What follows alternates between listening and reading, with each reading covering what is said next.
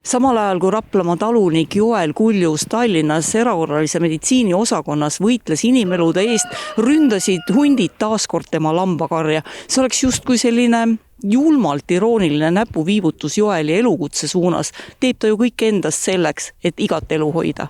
Koikse külavanem Joel Kuljus on tegus mees, töötab Tallinnas parameedikuna, kuid süda ja hing jäävad ikka suure unistuse oma karja juurde Raplamaale. Täna seda unistust enam ei ole. Hundid on selle julmalt maha murdnud. Ma olen lambaid siin 14 aastat pidanud. Ja ütleme, 10 aastat ei olnud mitte midagi, täpselt samad aiad, täpselt, aid, mul on erinevad, on elektriaid ja see tavalisi. Ja ütleme, karjakasvatus käis täielikult korralikult. Ja siis umbes 4 aastat tagasi tulid nad esimest korda. Ja siis nüüd nad on jäänudki käima, kuni sinnamaani, et 80 lambast on jäänud 4 tükki alles. Räägime siis kellest? Hundist ilmselt. Kahtlustame. Ei tähendab, hunt on lausa videotes olemas, et seda ei saa nagu ümber rääkida, et ei ole keegi muu on murdnud. Mehe sõnul oli tal parimatel aastatel üle 80 lamba, täna on alles ainult 4. Mina olen juba isegi läinud nende aastatega seda meelt, et küttida nuhtlushunte, mitte suvaliselt metsas enne. Et pigem, et jälgida nende lambakasvatajad nagu minule, et siin aastatega palju murdnud, et jahimehed võiks, ütleme, siin samas minu kodu lähedal olla, ütleme, vaadata neid, oodata või seda oskavad ka jälle jahimehed öelda. Et mina nagu isegi et ei ole seda meelt, et metsas peaks kõik hundid maha tapma, et ainult need hundid, kes lambaid söövad. Loomakasvatajate sõnul on Eesti muutumas suurkiskjate paradiisiks, kus on ainult aja küsimus, millal mõni maalaps kooliteel lõhki kistakse ja ära süüakse. Praegult seda asja ainult arutatakse, minu arust Eesti on muutumas nagu kiskjate kuningriigiks, on juba tegelikult. Ma ei oska muud öelda. Maal elurõõmud on ära võetud, see ainult tegeleb sellega. Joel on mul kõige parem sõber.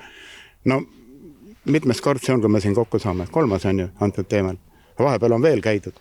Aga kes peaks mida kus kohas ette võtma? Mina ei oska öelda. Ma olin Vene ajal jahimees, 85 hakkasin. Siis olid hundibrigaadid. 100 euro või 100 rubla maksti hundi pealt, oli väike stiimul. Niimoodi muidugi ei tohi praegu öelda, ma saan sugeda, aga mina oleks seda meelt, et mingi aeg hunt peaks lindprii olema, kusjuures jahimeestele tuleks preemiat maksta. Nende paberimajandusega, kuidas nüüd huntide jahipidamise korraldamisega näevad meeletult paljud inimesed vaeva. Tehakse meeletult palju pabereid, nad raiskavad ressurssi selle peale, aga tulemus on see, et 80 lambast on 4 järgi. Mina piiraks sellisel küll, kui ikka hundi arvu, ilveste arvu peaks piirama kindlasti. Öeldakse, hunt on metsasanitar. Sanitar võiks ta metsas olla, mitte karjaloomade sees ja kuskil siis inimese õue peal, eks. Ja nad on nii julged, ega see, tema oli siin videotes on ju näha, et ta tuleb akna alla, vaatab aknast sisse mehele ja siis läheb õue peale, võtab lambal turjas kinni ja nagu oma kodus. Kui me vaatame nüüd statistikat rahulikult, siis tegelikult murdmisi ei ole rohkem, kui on varasematel aastatel. Tegelikult on palju vähem. Ja kui huntide pesakondade arv on palju väiksem, kui oli varasematel aastatel. Seega hunt on meil praegu umbes, nagu ütlesin, 25 poegadega pesakonda. Mõni aasta tagasi oli 39. Siis oli ka murdmisi meil palju rohkem, 2 korda rohkem. Ja praegu meil on umbes lambaid 2 korda vähem murtud kui 2 aastat tagasi. Suvel me andsime 12 eriluba ja see oligi seotud just nende piirkondadega, kus oli rohkem murdmisi. Üks nendest, mis on hästi palju pildil olnud, on Soomaa.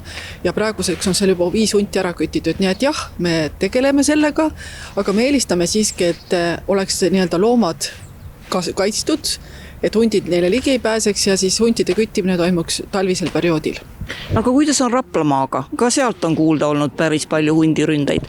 Raplamaal oli suurem probleem paar aastat tagasi. Sel aastal seal väga on ka murdmisi, aga mitte nii erakordselt palju, nagu ma ütlesin, et Eestis tervikuna on praktiliselt 2 korda vähem murdmisi kui varasematel aastatel olnud. Keskkonnaametis saab küsida kiskja kahjustuste hüvitamiste toetuste ennetusmeetmete rakendamiseks, näiteks kiskja kindlate tarade püstitamiseks või karjakoerte hankimiseks. Maksimaalne võimalik toetussumma on 9600 eurot.